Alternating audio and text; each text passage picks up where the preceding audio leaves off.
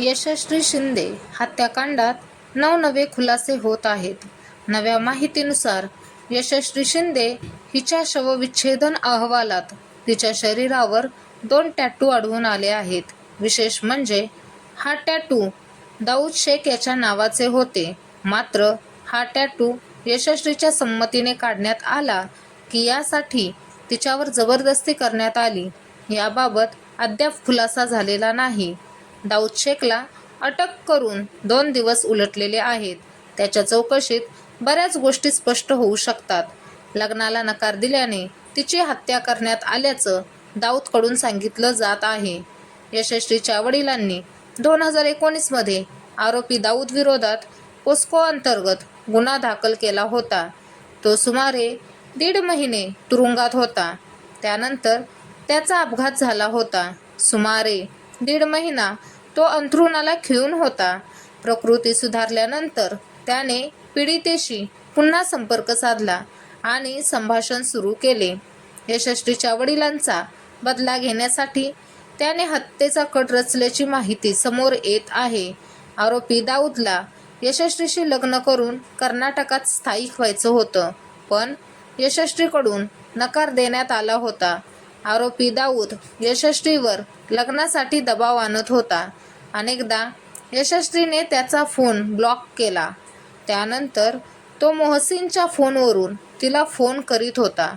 आरोपी दाऊदकडे या दोघांचे काही खाजगी फोटो होते. ते फोटो कोणी पाहू नये अशी यशश्रीची इच्छा होती. मात्र आरोपीने तरुणीला तो फोटो सोशल मीडियावर टाकण्याची धमकी दिली. यानंतर 24 जुलै रोजी जुईनगर रेल्वे स्थानकाजवळ तो तरुणीला भेटला.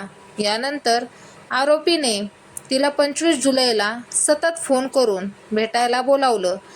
यशश्रीची हत्या केल्यानंतर आरोपीने उरणहून ट्रेनने पनवेल गाठले. त्याने मित्राला फोन करून काही पैसे मागितले. त्यानंतर त्याने पनवेल रेल्वे स्टेशनजवळील ATMमधून 1,000 रुपये काढले. कळंबोली येथून ट्रॅव्हल बसने कर्नाटकातील गुलबर्गा येथील शहापूरला बस पकडली.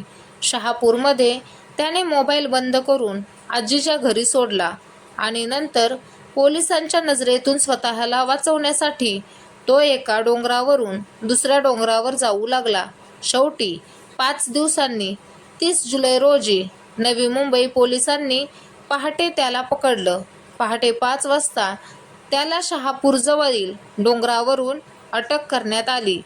हत्येच्या 5 दिवस आधी म्हणजेच 20 जुलै रोजी पनवेल न्यायालयाने आरोपी दाऊद विरुद्ध NBW जारी केला होता. 2019 मध्ये दाखल झालेल्या पोस्को खटल्याच्या तारखेला कोर्टात हजर न राहिल्यामुळे त्याच्याविरुद्ध हा NBW म्हणजे अजामीनपात्र गुन्हा जारी करण्यात आला होता. न्यायालयाने आपल्या आदेशात म्हटलं होतं की आरोपीविरुद्ध आरोप निश्चित करणे बाकी आहे आणि हे प्रकरण जुने आहे. तरीही तो बराच काळ न्यायालयात येत नाही. त्यामुळे त्याच्याविरुद्ध NBW जारी करण्यात यावा. या प्रकरणी पुढील तारीख 12 ऑगस्ट ठेवण्यात आली होती.